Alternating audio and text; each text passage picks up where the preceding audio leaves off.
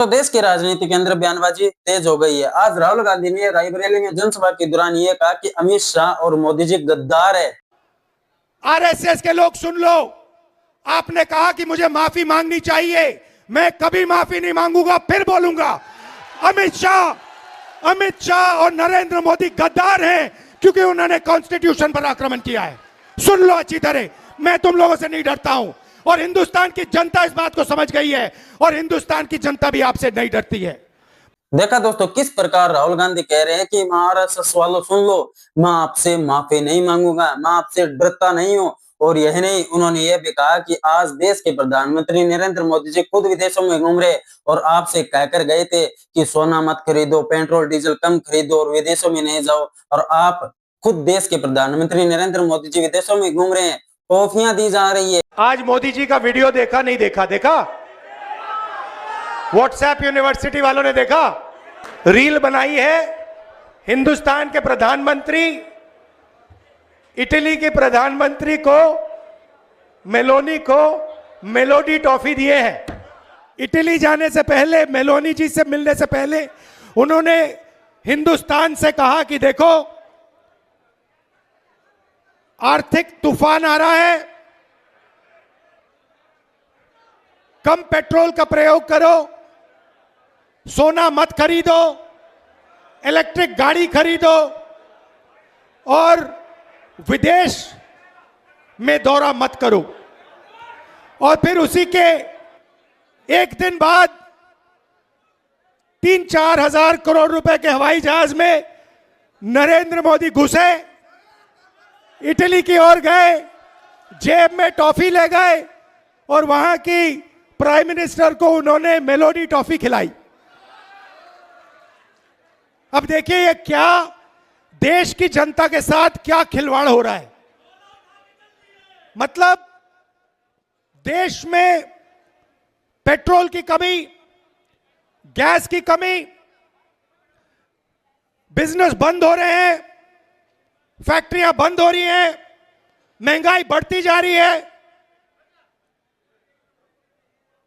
किसानों को खाद नहीं मिलेगी,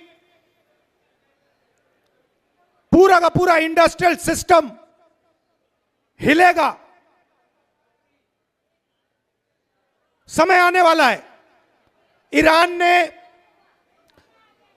अमेरिका और ईरान की लड़ाई हुई, उसने हॉर्मुज को बंद कर दिया। 20% तेल मार्केट से हट गया और नरेंद्र मोदी एकदम मेलोनी जी के पास जाते हैं, उनको टॉफी खिलाते हैं और ऐसे रील बनाते हैं। एक तरफ तो दोस्तों बेरोजगारी, महंगाई लगातार बढ़ती जा रही है, आर्थिक संकट आने वाला है देश के अंदर। तो देश के प्रधानमंत्री को सोचना चाहिए कि देश के लिए कुछ सोचें कि आगे आने वाले दिनों के अंदर महंगाई कैसे रोकें, जो ये आर्थिक संकट है इसे कैसे रोका जाए। ये कैसा सिलसिला चल रहा है देश के अंदर। दोस्तों आपको ही पता है, कमाई हो नहीं रही है, महंगाई लगातार बढ़ती जा रही है, पेट्रोल डीजल के भाव बढ़ते जा रही है। पेट्रोल डीजल के भाव नहीं बढ़ रहे, सब्जी मंडी में जाकर देखना, क्योंकि दोस्तों आपको भी पता है सब्जियां कहां से आती है, ट्रांसफर होती है, आपको भी पता है। तो सब्जियों के भाव बढ़ेंगे, लगातार महंगाई किस दौर में बढ़ रही है। दोस्तों आप देख पा रहे होंगे देश के अंदर इतनी हालत खराब हो चुकी है कि गरीब गरीब होता जा रहा है, अमीर अमीर होता जा रहा है। अडानी अंबानी के लिए सब कुछ किया जा रहा है, लेकिन देश की गरीब जनता के लिए कुछ भी नहीं किया जा रहा। ये कैसी राजनीति है दोस्तों।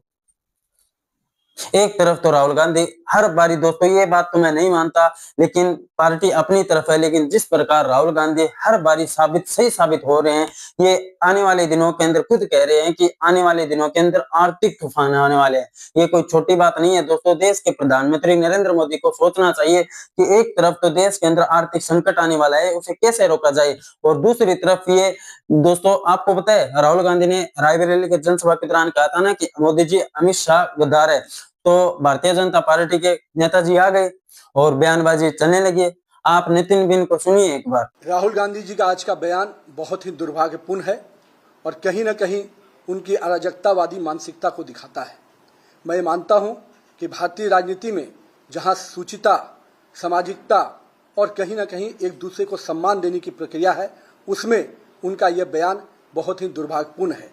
मैं मानता हूं कि लगातार हो रही हार, निराशा कहीं ना कहीं उनके स्वभाव और उनके चरित्र में दिख रहा है, और यही हताशा और निराशा आज उनके इस सब तरह के शब्दों के बयान आ रहे हैं। मैं पूछना चाहता हूं राहुल गांधी जी, आपके पूर्वजों ने इस देश की जमीन और जमीर को हमेशा गिरवी रखने का काम किया, कभी हमारे सैनिकों के मनोबल को बढ़ाने का काम नहीं किया, लेकिन हमारे यशस्वी प्रधानमंत्री श्री नरेंद्र मोदी के नेतृत्व में इस देश की जमीन भी सुरक्षित हुई और देश के लोगों का जमीर भी मजबूत हुआ। और कहीं ना कहीं आपके शासनकाल में आपके लोगों ने जब जब इस देश में राज किया, इस देश में करप्शन के रूप में पूरी तरह से आकंठ में पूरी सरकार आपकी डूबी रही। आज हम करप्शन पे जीरो टॉलरेंस की नीति पे काम करते हैं। आज हमारे देश के यशस्वी प्रधानमंत्री के नेतृत्व में आतंकवाद जैसे चीज़ों पर पूर्ण रूपेण लगाम लगाने का काम किया, और हमारे पड़ोसी भी आज हमको कहीं ना कहीं हमारी इस नीति से नतमस्तक नजर आते हैं। और किस प्रकार से आप शब्दों का प्रयोग करते हैं, जिन शब्दों का आप प्रयोग कर रहे हैं, क्या नक्सलवाद खत्म करना गद्दारी है? क्या इस देश की जमीन को सुरक्षित रखना गद्दारी है?